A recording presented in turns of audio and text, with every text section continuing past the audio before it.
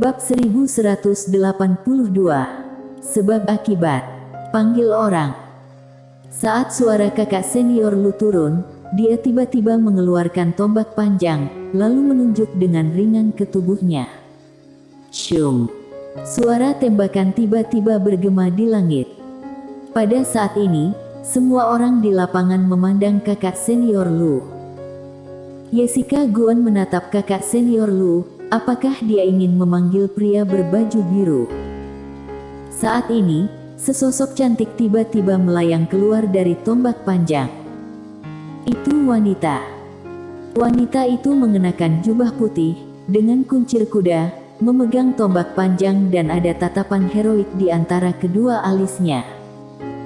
Melihat wanita ini, di langit berbintang yang jauh, wajah tetua penjaga makam berubah drastis.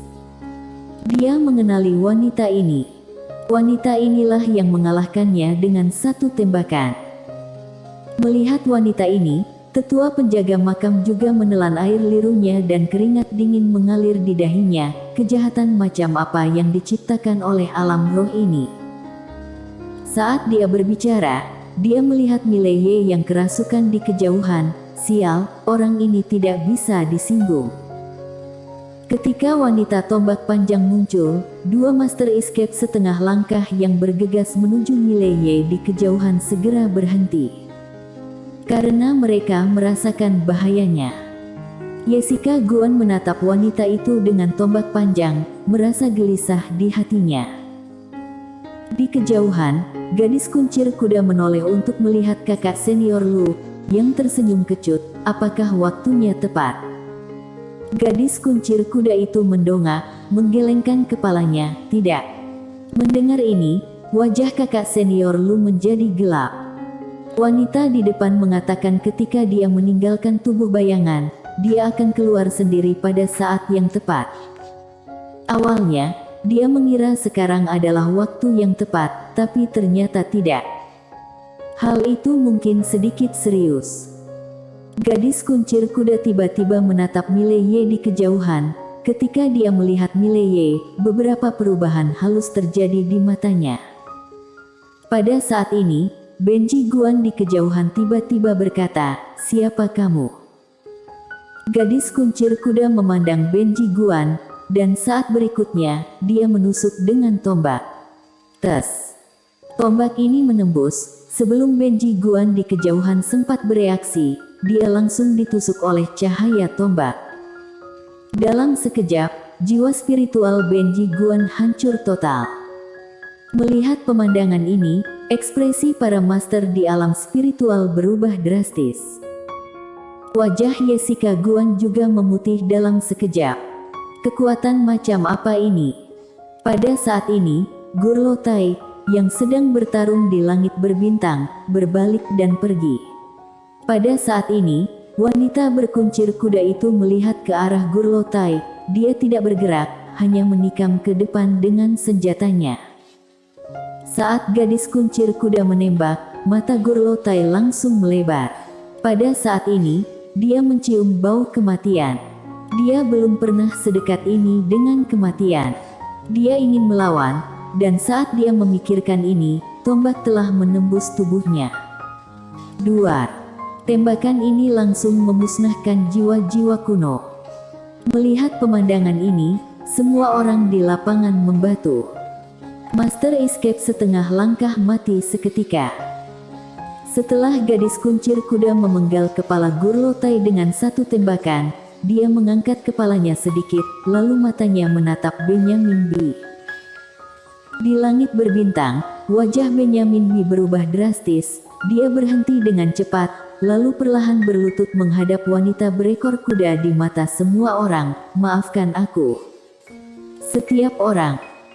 Gadis kuncir kuda itu sedikit terkejut. Dia tidak menyangka Benyamin Bi akan berbuat seperti ini. Wanita berkuncir kuda dengan lembut memutar tombak panjang di tangannya.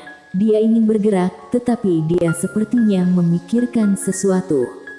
Dia berhenti lagi, lalu maju selangkah, dan berhenti di depan Benyamin Bi. Benyamin Bi menundukkan kepalanya. Dia gemetar. Saat gadis dengan kuncir kuda memenggal kepala Gurlotai dengan satu tembakan, dia tahu bahwa dia sama sekali bukan tandingan gadis dengan tombak di depannya. Melawan. Sia-sia, biarkan saja dia terluka sedikit, tapi dia tidak mau mati.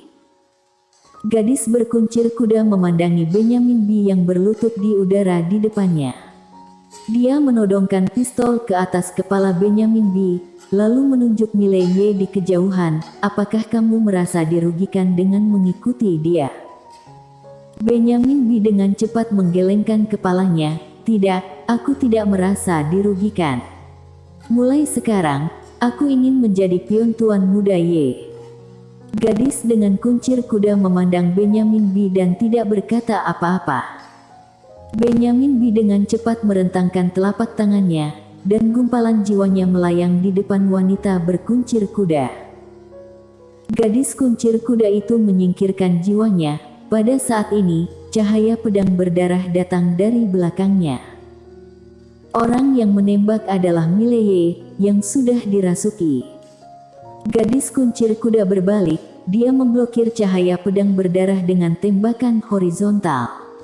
Pada saat yang sama, dia menunjuk ke alis Mileye. Garis darah dalam tubuh langsung kembali normal langsung. Mileye menatap wanita di depannya, kamu. Gadis kuncir kuda tidak berbicara, dia berbalik dan melihat master di domain spiritual. Ekspresi master di domain spiritual berubah drastis. Mereka ingin melarikan diri, tapi tidak berani. Gadis berkuncir kuda itu akhirnya mendaratkan pandangannya pada Jessica Guan. Jessica Guan menatap gadis berkuncir kuda itu tanpa sedikit pun rasa takut di matanya. Gadis kuncir kuda tidak bergerak, dia menatap Mileye, ikuti aku. Setelah selesai berbicara, dia berbalik dan berjalan menuju kejauhan. Mileye melirik Jessica Guan dan yang lainnya. Dia ragu untuk berbicara. Pada akhirnya, dia tetap tidak mengatakan apa-apa, hanya mengikuti wanita berkuncir kuda itu. Tidak jauh dari sana, Jessica Guan tiba-tiba berkata, mundur. Setelah berbicara, dia mundur bersama guru roh suram. Master Klan juga dengan cepat mundur, hanya Master Kuil yang tidak pergi. Karena leluhurnya masih ada di sini. Di kejauhan, gadis dengan kuncir kuda berjalan perlahan menuju langit berbintang. Mileye mengikutinya perlahan. Dia telah melihat wanita ini, tetapi dia tidak tahu siapa wanita ini. Pada saat ini, gadis kuncir kuda tiba-tiba berkata, sudah waktunya memberitahumu sesuatu. Mileye berkata dengan suara yang dalam, latar belakangku. Wanita kuncir kuda itu mengangguk. Mileye ragu-ragu, lalu berkata, Lydia mengatakan bahwa aku adalah kakaknya, dan beberapa orang mengatakan bahwa aku berhubungan dengan pendahulu, sedangkan garis darahku. Gadis kuncir kuda itu tiba-tiba berkata, kamu adalah kakaknya. Mileye bertanya, kehidupan lampau. Gadis kuncir kuda itu mengangguk, ya, tidak. Mileye. Wanita kuncir kuda itu berkata dengan lembut, segalanya agak rumit. Mileye bertanya, bisakah kamu menjelaskannya? Wanita kuncir kuda berkata, kamu memiliki 4 sebab akibat. Yang pertama adalah miliknya, yang kedua adalah pria berbaju biru, yang ketiga dengan pendahulu. Mileye bertanya, bagaimana dengan yang keempat? Gadis kuncir kuda memandang Mileye, tidak diketahui. Tidak diketahui. Mileye tertegun. Gadis kuncir kuda itu berkata dengan lembut, apa kamu sudah mencarinya? Mileye menggelengkan kepalanya, aku tidak mendengarnya dengan jelas. Wanita kuncir kuda berkata, sebelumnya, dia membuat perjanjian dengannya. Dia pergi untuk mencari sebab akibat yang tidak diketahui dan dia akan melindungimu di dunia ini, menjaga sumber energi sebab akibat dan tidak membiarkan sebab akibat mengganggu takdirmu. Tapi, mereka berdua menemukan bahwa keadaan semakin buruk. Mileye berkata dengan suara yang dalam, apa maksudmu? Gadis kuncir kuda menoleh untuk melihat Mileye. Mereka pikir mereka mencegah sebab dan akibat yang tidak diketahui dari mengubah nasibmu, tetapi kemudian menemukan mereka salah. Apa yang mereka hentikan adalah apa yang diinginkan pihak lain. Sederhananya, campur tangan mereka tidak mengubah apapun. Mileye menatap wanita dengan kuncir kuda. Senior, maksudmu hidup dan takdirku dikendalikan oleh tangan yang tak terlihat. Wanita kuncir kuda tiba-tiba menghilang bersama Mileye. Saat berikutnya, keduanya datang ke tanah. Wanita kuncir kuda itu menunjuk ke seekor semut di tanah. Lihat, sekarang sedang bergerak maju. Tapi, aku ingin dia pergi ke kanan. Saat dia berbicara, dia mengambil sebuah batu kecil dan memblokirnya di depan semut. Semut itu segera merangkak ke kanan. Mileye terdiam. Saat ini, gadis berkuncir kuda tiba-tiba berkata, "Kamu berbeda, karena setelah dia dan pendahulu berpartisipasi, kamu tidak sepenuhnya mengikuti ide pihak lain, yaitu kamu tidak pergi ke kanan, tapi itu ke kiri." Pergi ke kiri. Mileye terlihat sedikit aneh. Wanita kuncir kuda itu berkata dengan lembut, "Jangan merasa konyol. Lihat saja semut ini." Semut ini hendak maju, tetapi berbelok ke kanan karena ada batu yang menghalangi jalan. Di dunianya, ia akan curiga ada orang yang ingin bergerak maju. Apakah itu mengarah ke kanan? Saat dia berbicara, dia melihat ke langit berbintang yang luas. Di alam semesta yang tak berujung ini, bukankah manusia semut untuk keberadaan tertentu?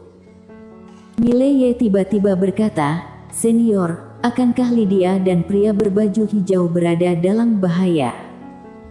Wanita kuncir kuda itu menggelengkan kepalanya, "Aku tidak tahu."